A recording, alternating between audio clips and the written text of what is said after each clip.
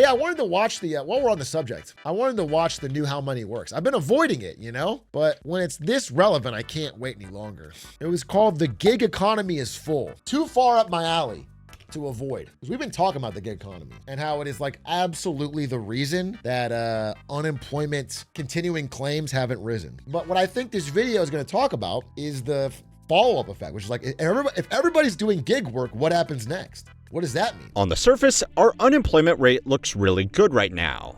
Sure, it has trended up slightly in the wake of a long string of mass layoffs, but by zooming out, we can see it is still hovering around all-time lows. Sounds great, right?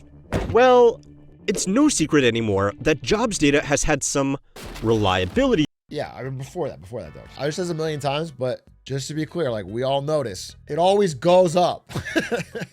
You never see one where it goes up and kind of like peters off. It goes up, it goes up, it goes up. It's the Psalm rule, really. Once it bounces off the lows, usually you're in a cycle. Now, to play devil's advocate, even if these jobs aren't the best, having readily available and highly flexible work with low barriers to entry could actually be a good thing when the alternative is people going straight onto unemployment. And we will get to that.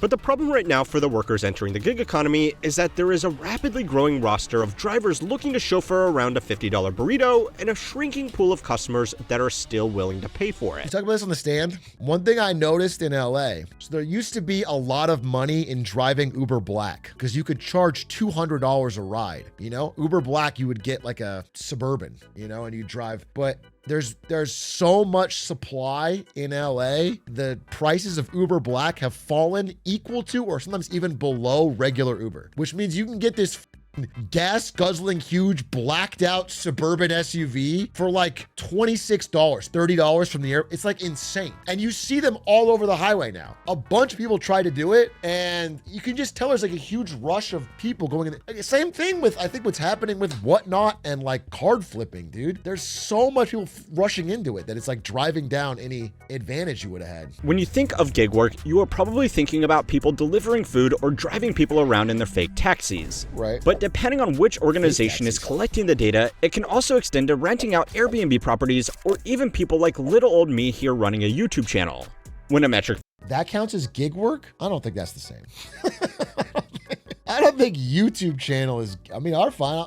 You know what? I'm sort of a gig worker. I feel like that's actually good. It's like a bit of a class consciousness. Content creation is absolutely gig work. I guess in a way, yeah. I guess I'm really just making a distinction once you hit a certain scale, but it is, I guess. Yeah, it makes sense. Yeah, I mean, you're self-employed on taxes, so yeah, you're a contractor. Yeah, it's not a W-2 job. You're right. I mean, you're right the way you're presenting it. becomes a goal, it's no longer a useful measure because the groups involved will try to influence it in a way. I'll tell you this, I don't have health insurance. I'll tell you this. YouTube and Twitch are not giving me health insurance, okay? So I better not get sick. I feel like I've been putting it off. I'm actually not kidding. I don't have health insurance. I'm not joking. I just didn't do it. I'm gonna have to get like Obamacare or something because I really want to have a kid soon. And I'm just realizing the cost of pregnancy if you don't have health insurance is insane. I gotta get it. I just gotta do it. Does Ari not? No, Ari has it. Ari's an adult. She's smart. She's ahead of the game. My wife just scolded you. Just to be clear, you know, before everyone gets mad at me, I do think I have a pretty good nest egg to pay out of pocket if anything. Unless I get cancer, I'm pretty safe, okay? So don't act like I'm completely... So to unravel this all, there are really three components that need to be understood. The fundamental platform economics that have facilitated the growth of the gig economy, what these services have covered up in the job market, and what happens when they can't cover it up anymore.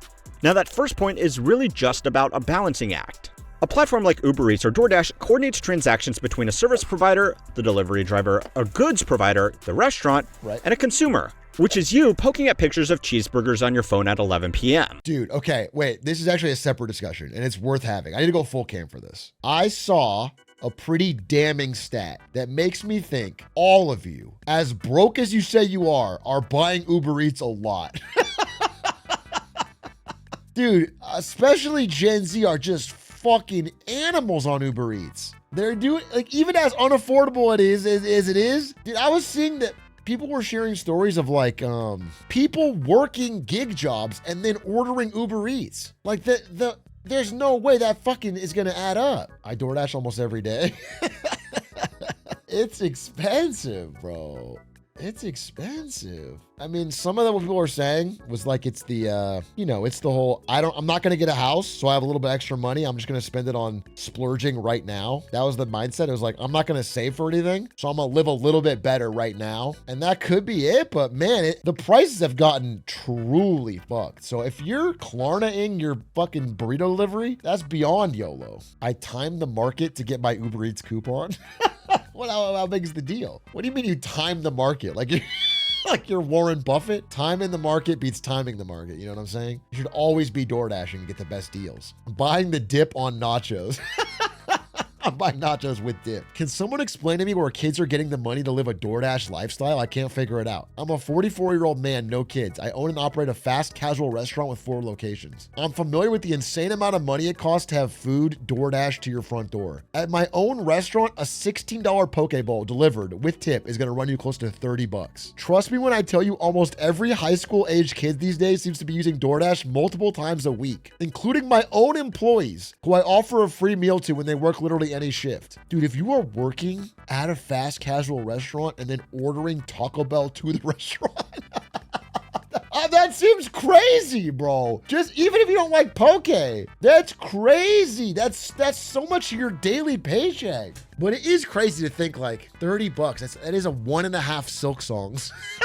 You can get a beautiful labor of love that took 7 years to make, or you can get a Taco Bell fucking quesalupa delivered cold, and it costs more. I have a friend who lived with me for a few months when he was struggling last year, who's 22, living paycheck to paycheck, doesn't have a car, and DoorDashed once a day, if not 2 or 3 times, and uses Afterpay on it every time. Bro, sometimes I feel like I say it too much, and then I realize I don't say it enough.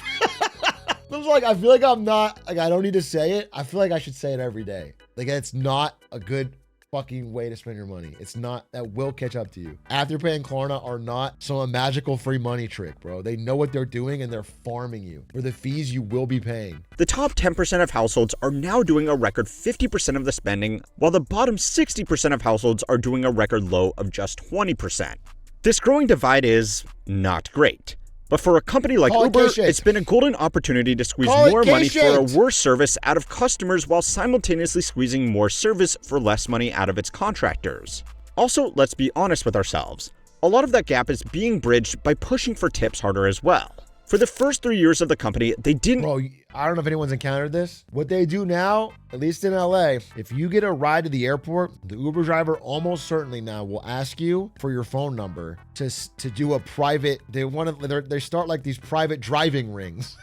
Everyone's asking now. They go like, yo, bro, I'm trying to cut out the middleman. I have this thing. I have a direct-to-consumer client. It's not bad. I'm not saying it's you. I'm just saying this is happening a lot more now. You see it a lot more. It's like, we're going to cut Uber out. I did this in Arizona. So in Arizona, I landed at the airport. I got an Uber to my friend's place, and I talked with the guy on the way, and I was like, he asked me this thing, and I was like, yeah. And I got his number, and then when I got the airport ride back, I just texted him, and he showed up, and he got 100%. I just Venmo'd him directly. The problem is, like, it adds more risk for you on the driver, on the customer side, because there's no like app to track, or you have to trust the person. If you got a good vibe from them, it's fine. But it is just reinventing the taxi. Yeah, I mean, and obviously it's harder for a woman. I'm not just gonna say, like, it's easier for a man to be like, yeah, I'm probably safe. Because I told Ari about it, and she's like, what? Why are you doing that? And I was like, I don't know. The guy seemed cool. His vibe was chill, and he was a chiller, and he took me to the airport. It was no problem. I totally get that. Like, there's a safety issue, but it's cool because that dude is making way more on the ride with 0% Uber cut. The blitzscaling business model of burning billions of investor dollars until cementing market share only really worked in a low interest rate environment where it didn't cost much to just keep on piling in more cash. If a competitor wanted to enter the market today to offer a better service or pay gig workers more competitively, they would not only need to cover their operating costs while taking market share, they would also need to cover interest payments that would be 3 times higher than they were back when a lot of today's incumbents were doing the same thing. Now, where this could get really bad is what could happen if job losses continue. If even more people are forced into the gig economy. First of all, don't worry. We'll be back to 0% interest rates very soon. Don't worry.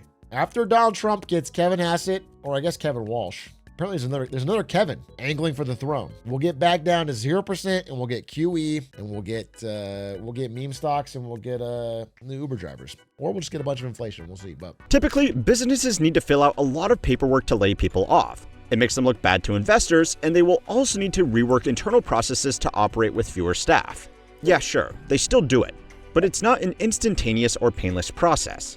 This means we at least have time to see something going wrong before it's a full-blown crisis. For gig workers, all of this can happen instantaneously and automatically through the algorithms. Right. If the apps are getting fewer orders, drivers get fewer jobs and less surge pricing. The automated nature of their employment throws a bottle of baby oil into the mix anytime the economy loses its footing. Uber, Lyft, DoorDash, and companies like it are now collectively some of the largest employers in America. And if Uber drivers... Okay, what if I make a gig work app called Vibes? And it's a job where you show up in my Twitch chat and bring good vibes. I feel like this could be good. I feel like the vibes on Twitch are kind of shit. What does it pay? You're bringing the vibes down. So for you, 0. Those kind of questions are vibe killers, okay? And we call them in the industry vibe killers, and they're not what you want for a good paycheck. It would individually be the largest employer in the world, easily beating out the largest defense departments and more traditional employers like Walmart. This is also just counting the people. Wait, who's this? Is this the Chinese Communist Party in general? What is this? State Bank of China or something? The Indian Ministry of Defense? What if we turned Uber drivers into a military force like Fast and the Furious? It would be the single largest army in the world. We could conquer it. This could be, we just got to change it from Teslas into Hummers or tanks. Uber tank. Our military can't recruit. We're having a tough time getting recruits from the military right now. If we pivot it to a fucking Blackwater gig work app where you can drive an Uber tank pool, you can sign up to be a different job in the tank. Every general has to individually call in. They have to open their phone and call in an Uber helicopter, an Uber tank, an Uber platoon to each area they want to attack. We can totally democratize access to warfare. This could be really big. This is also just counting the people working in the largest and most obvious sectors of the gig economy. We have covered the story before, but starting around 5 years ago, there was a massive increase in the number of new businesses being registered in America. Oh. Now, hey, come on. This is a big A talking point. Come on. This is a classic one, bro. I've been doing this one forever. This is a day one, There bro. was a massive increase in the number of new businesses being registered in America. Now, spoiler alert, this was not because people suddenly became more entrepreneurial. It was mostly because people had lost their regular employment and were registering a company to do... I repeated this like 100 times because it's like a good filler. Even the number of videos uploaded to YouTube expanded significantly at this time, according to research published in the Journal of Quantitative Description, as people were looking for new ways to make money. I mean, I remember there was stats on the number of Twitch streamers, and it hit a peak in 21, I think. It was like 3 million. It was something absurd, maybe 22. The number of people trying to Twitch stream was absolutely ginormous in the pandemic, which obviously makes sense when people are at home, but it was massive. It's funny that people who become astronauts or firemen are now becoming part-time YouTubers. There's like this huge fucking wave of employed people who are part-time YouTubers or TikTokers about their job. The number of like, I'm a chef TikTokers or it's wild. It's like, I'm someone who did this, by the way, while I was at NVIDIA. Literally, it was me. I'm not above it or it's like such a trend that we're seeing. It's like people turning their day job into content for their night job. Chef reacts to Gordon Ramsay. Yeah, like Raytheon engineer reacts to real missile launch. China's gig economy might represent a glimpse into our own future, and that future is bleak. As a result of various factors, like headwinds from the real estate and financial industries, as well as a glut in recent graduates, the youth unemployment rate in China got so bad that the government simply stopped posting that data. Yeah. 2 years ago, when they did this, we were actually in a position to judge them for it. But anyway, these young workers, with few other options, have flooded into the gig economy, completely oversupplying the system with drivers. Today, according to estimates from The Economist, compiled from available company financials... I got something I want to say. I read this book.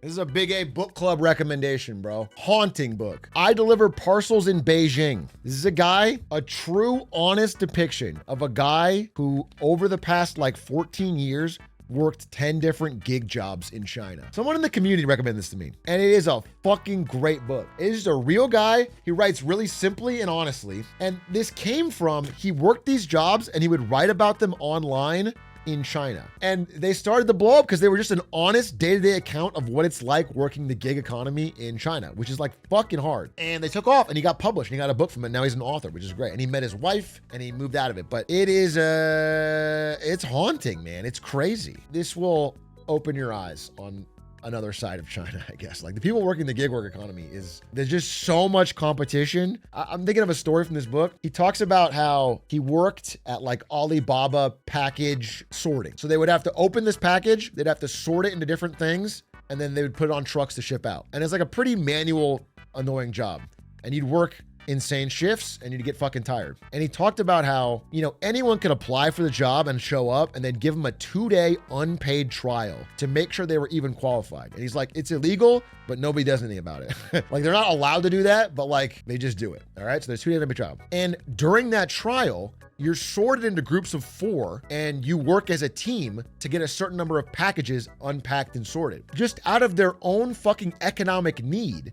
If someone on your team was like, he said it, like if they're like an older woman, if they were like too frail or too thin, or if they seemed like they weren't good enough, you would have to bully them. They would have to like make them try to quit, because if it brought down their numbers, they wouldn't get, it's like fucking crazy. Like they would just, I mean, it wasn't like, they wouldn't be like yelling at them mean, but they would like ice them out, which is like crazy. It sounds like the Andor prison. It's a crazy book, bro. And he works a variety of jobs. So it tracks with what I'm seeing in this stat here in this video. So far, all of this has been ignoring the big push to automate gig work as quickly as possible. Drivers replaced by robotaxis, delivery drivers replaced with little fridges on wheels, and Etsy creatives replaced with an avalanche of AI-generated slides. Well, this is not even a replacement.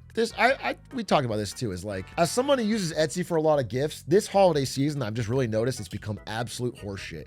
Etsy's fucking dead. It is dead and AI killed it. AI and dropshipping killed it. There's not like a single handmade, honest thing on there anymore, bro. It's all fucking, you can find the same thing on Alibaba 10 times cheaper. You say has been, but I genuinely have used Etsy for great gifts in the past and it just doesn't exist. It's like it's completely dead. Sucks. Sucks. I don't know where you can get it.